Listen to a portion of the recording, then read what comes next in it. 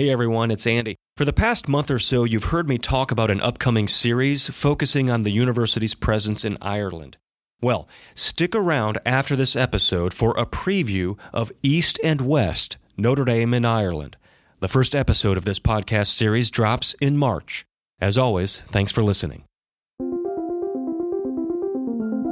Welcome to Notre Dame Stories. I'm your host, Andy Fuller. Today, the unique Notre Dame story of Tayo Ade Oshifogan, how he came to Notre Dame, and his thoughts on the Black experience here.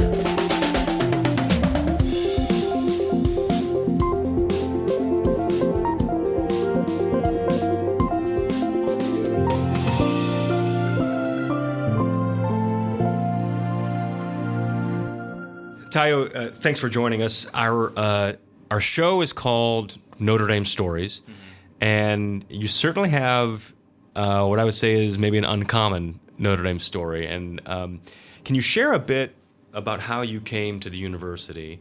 And for example, I don't always start here with my guests, but even just asking you for your hometown is not an easy question to answer in some ways. So maybe even start there. So hometown is weird because I had to claim three things, but I guess if I had to be realistic, my hometown is Chicago, Illinois. Gotcha. Actually, you know what? It's actually Matteson, Illinois, which is the south suburb of Chicago. Yep. I was born in Ascot, England, which is a north. Oh man, Londoners don't hurt me. Northwest suburb of London, about an hour north of London. We were there for about a year in 91 before we moved to Chicago in 92. Okay. And that's when we lived on the south side of Chicago for about 3 years. Then we moved to the suburbs of Chicago and Matteson.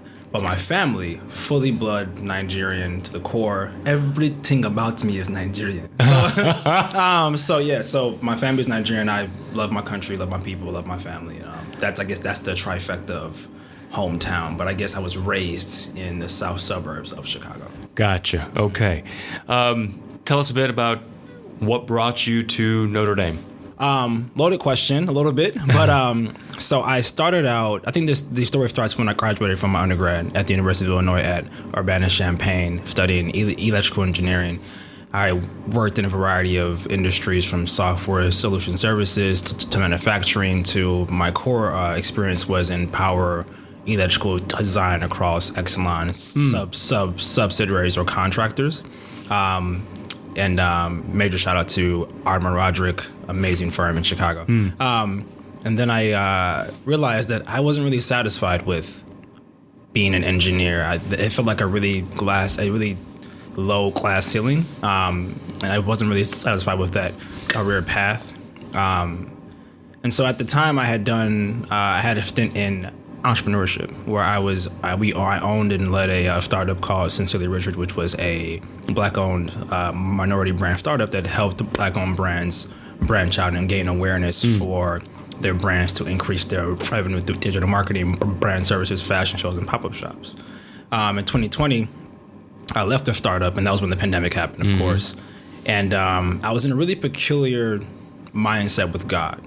And my family is very spiritual. I'm very spiritual. We come from a Seventh-day Adventist Christian background. Yep. And I thought, how can I really use my experiences to help others feel Christ? Because at that time, I actually lost my job during COVID in July. And I thought, all right, you always wanted to go to business school. You don't know why you lost your job fully. You don't really know what to do. You have tried to go the business school route through management leadership for tomorrow. Never got into that. So why would you get into business school? I had a lot of doubt on myself. And I thought, well, instead of pushing down that road, let's do what God's kind of called you to do in this moment. So I started a brand called Regular People that helped and created spaces for people to experience Christ, because I thought I need to help people in similar circumstances that I'm going through. And so these myriads of experiences led me to kind of gain the confidence to apply. At that time, I was living in Philadelphia in 2020, towards November. My dad was like, I know you have a lot of pride, but you should move back to Chicago and kind of like resettle, think about grad school for real. I think you can get in. And I thought, no, I'm enjoying myself. I have this brand. I'm about to start selling clothes. I'm about to start traveling the country.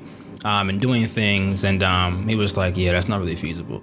And so I decided to move back home to Chicago, and I did so in November. 2020, and I thought, okay, I have a month to apply to 6 schools that I like. And Notre Dame actually was the last. I did not really. I had 5 other schools ahead of Notre Dame. No shade to the school. I had 5 schools ahead of it. And so, but my dad was like, have you considered Notre Dame? I was like, why would I consider Notre Dame? It's an all-white school. I'm a Nigerian black male. Like, why would I go to Notre Dame? There's no diversity there like that. It doesn't make sense for me.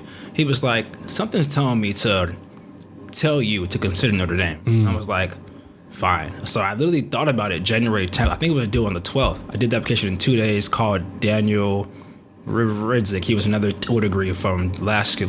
Shout out to Daniel. And we had a really honest conversation about the school. And he was like, look, man, school's great. It's Notre Dame. It's Fighting Irish. You're going to really love it. But yeah, you're not going to have a lot of like people who look like you here, but you'll still have some here. And so I was like, you know what? I'll apply. Why not? So I did. And then Debbie Herzig, a angel from heaven, called me and she said, hello. I said, I was literally in my father's room talking to him about business and ideas and whatnot. She was like, we wanted to just call you to let you know that you've been accepted to Notre Dame. I was like, okay. Now I went from not being able to even think I can get into business school to getting into 2 business schools, 2 of the top 50 in the country, with the privilege of getting additional funding. And I thought, wow, God is good. Like, how in the world does someone like me get these types of opportunities, given how my academic background, all these things? And I was just like, okay, I guess, the word is true that when it says that, you can rest on him and his yoke is easy, his yoke is light. And I thought, okay, good lie. Your yoke is very light right now. So that happened. And I thought, which school should I go to? Because I don't know what to do. And I prayed about it, and I prayed extensively. And it was very clear that God was like, you're going to Notre Dame. You can go to Rochester. You'll have a great time, but I won't be with you there. And I was like, wait, what do you mean? You sure? He was like, yeah, I'm not gonna, you'll do fine wherever you go because I'm with you in general, but your blessing is found with the Fighting Irish. And I thought, okay. And anyone who knows me knows I've been dying to go to New York. Like that's where I feel like my soul lives. And my dad was like, listen, if God told you to do something and you don't obey it, something will happen to you, not really bad or good, but it won't be the same. But you always wonder what if. I have not wondered what if with Rochester. No shade to Rochester, but when we're Notre Dame, it's a different level of thinking here. So that's ultimately what got me to come here. I can just honestly put a blanket over all this and say God is what got me to come here, because I did not want to come here. I was really nervous about coming here. God told me to come here. Now that I'm here, almost done with it, best choice I've ever made in my life by far. Like, it has been an amazing experience. So many opportunities to have impact. I've learned so much from the deaf summer of the one-year MBAs, and the summer going to the MSBA for the dual degree program in 2021 through 2022, and then now in the MBA where I've had the chance to go through Modaway, and now I'm in business on the front lines, and I was able to launch a startup. I'm still able to do my spiritual brand here, and starting a new startup gig in the next week. So it's like all these different things, and now having to lead the Black History Week initiatives and galvanize all of our students together from a African American and African diaspora perspective. It's been, I didn't think I would live this life when I got accepted. Even when I was thinking about applying, I thought I would just have a normal, small, low-scale life. I'll get a job, maybe like a startup or something. No. Like, when God tells you to move, his blessings move with you.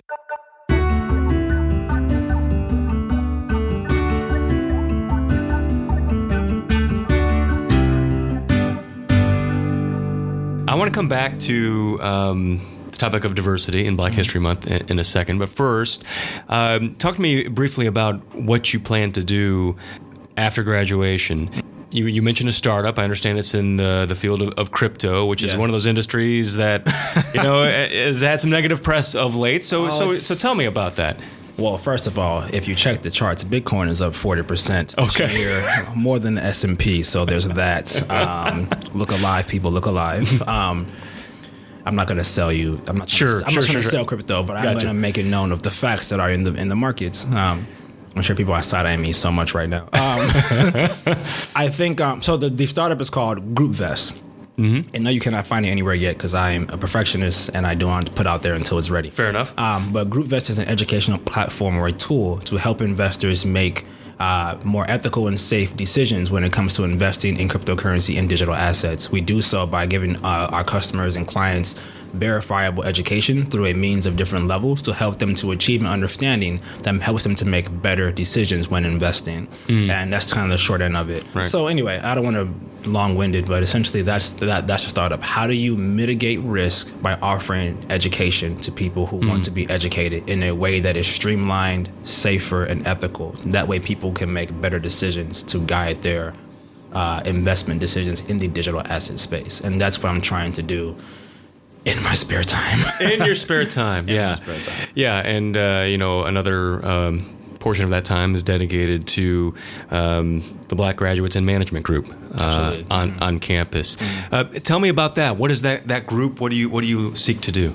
Yeah, so the Black Graduates in Management Club it's called that, but it's short for a BGM, or it's long for BGM rather.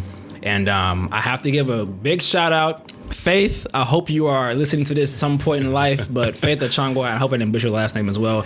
She was an MBA who graduated in May of 2021. Okay. And we call her the mother hen. She was, when I came here, I met her this summer of 2021, and she was like, "You're going to lead out PGM one day." And I was like, "I just met you 5 minutes ago." And remember I had the crutch of, not sure if I will belong here because I'm not a majority student, if you will. But Faith literally took me in from day one and introduced me to a lot of the other African American and African students across campus.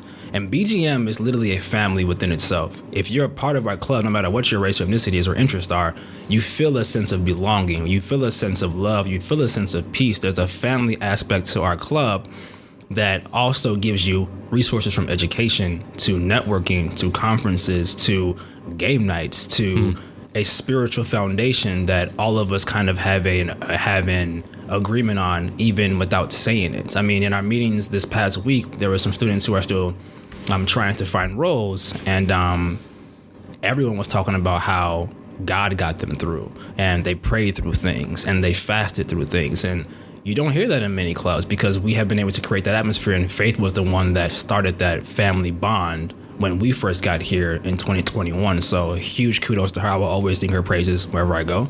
But her class, or that class that graduated last year, Constance, Faith, Cosmos, Kojo, I mean, there's so many folks that were in that class that were so great. That family atmosphere has blossomed. So this year, I made it a strong effort. I serve as the current president of the club. And I made an effort this year with my board. Shout out to Debbie, Ma, and Ferlinda, amazing, talented, intelligent women on my board. And we all have made it our goal to be an educational resource, a networking and job resourcing resource, a family. But most recently we say, we're going to unify as many Black students as possible on campus. We're recording this just after Walk the Walk Week, yes, which is a time where the university comes together and asks how we can be more inclusive as a community. The episode, that we're recording, of course, drops during Black History Month. So it's an appropriate time, I think, to ask, how our university community can be more inclusive of the Black community and other communities of color. And you alluded to it, but I just want to ask, what's been your experience in this area? Are there areas we're doing well, areas we can improve? What's been your experience? I have to preface this and say that the school has grown in how they support diverse candidates, diverse communities, not just Black, but like LGBTQ plus, the veterans, women. I mean, it's across the board, even international students. And that has been a huge advancement. So I have to give kudos to the leadership here at the school that, there has been a lot of great things done that I have seen since I have just gotten here. From one person being in the Mendoza MBA program in 2020 to now having over 20 in terms of having Black diversity. So that's been a blessing. On the flip side, I do think that there are some improvements that can be made across the university. And then there are some struggles that I have seen from a marketing standpoint to get the I can only speak from my experience, right? Sure. So I cannot speak on other ethnic or diverse groups. I don't know what they have been dealing with or their struggles, but from a Black perspective and from a international student perspective, which is not my own experience, but I damn close to a lot of international students, so I can speak on it a little bit. But there just hasn't been as much traditional African American students being able to apply to the school. And I don't think that is because they're not trying to reach them. I think they may not be seeing value of coming here, which I can understand after being here. We do have some, and it is growing. There are some partnerships with the Alpha Alpha fraternity. There's some that they're trying to expand to other fraternities as well, from the Divine Nine Council as well. So that is growing. However, I think that there can be a little bit more done in that space. I don't have the answers for what can be done, but I think that from a marketing standpoint, like I brought up in the beginning, we are, as PGM, doing our best to provide the events and the material necessary for the school to cover it, so that you can all have that content to showcase to a variety of students saying, hey, you can come here and do these things. You can come here and have impact. You can come here and propose ideas and make changes in a diplomatic way. One of the most diplomatic students I know in our program on campus is Fumi, and she has literally started a club for international MBA students. She has been chief diversity officer for the MBAA, along with Tanique being the president of MBAA. And these are both like really talented, extremely versatile women that have been leading the reins on creating more changes across the at least Mendoza program for African American students, for African students, for Caribbeans, for all of the Black diaspora, but more importantly for international students. I think that's where the crux lies, is for international students. You asked me what are some things that can be done from a marketing standpoint, doing a better job of capturing those moments that you do have and encouraging students to create them for you in an organic way. That's one.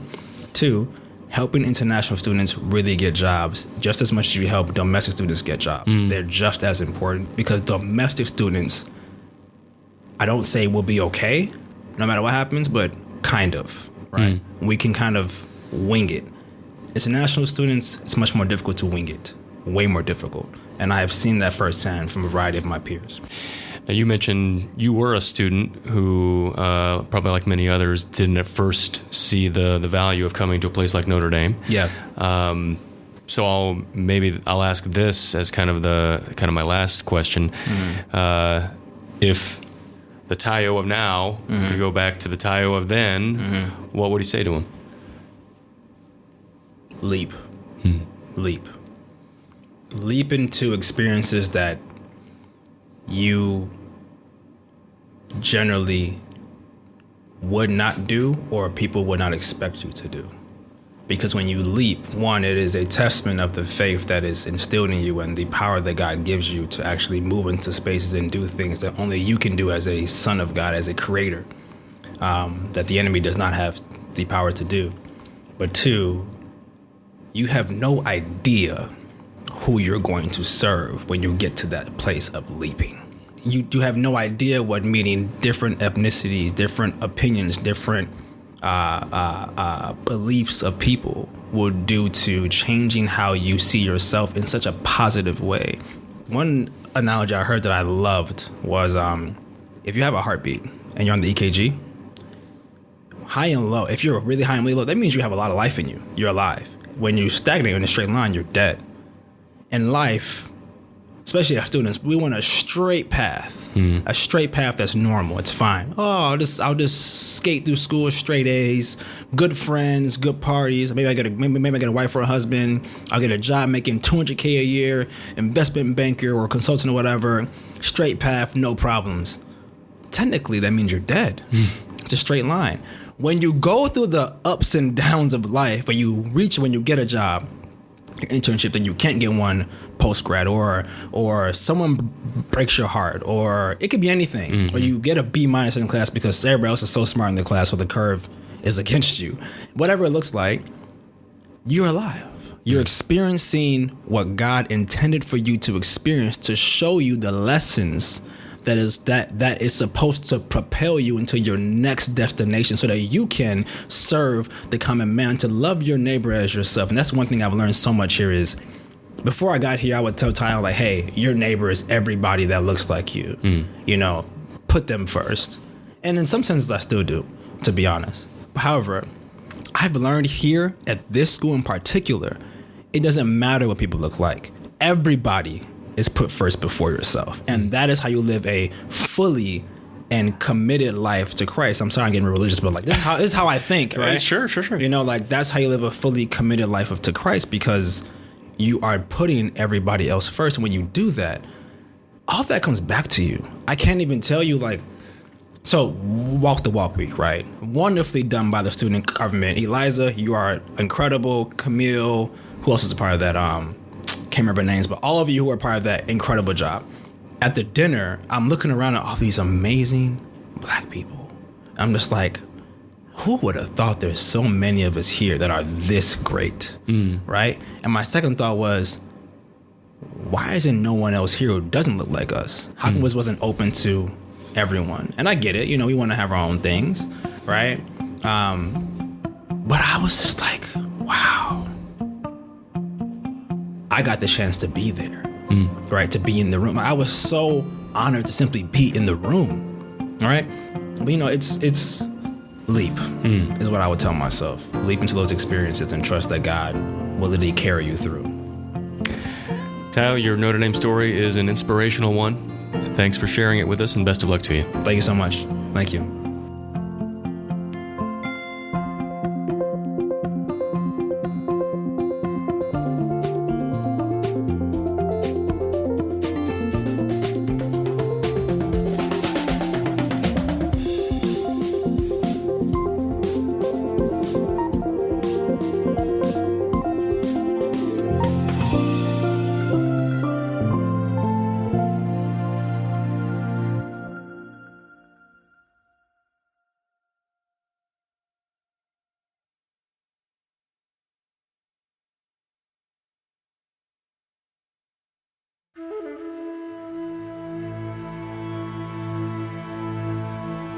A lot of people identify with Ireland, really.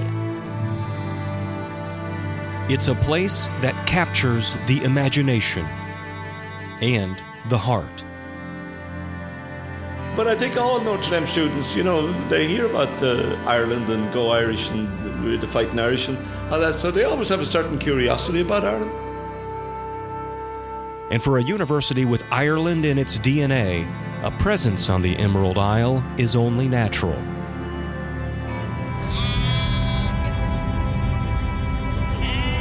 Having places to be on both sides of Ireland is giving you a very diverse experience in terms of what you're experiencing in Ireland.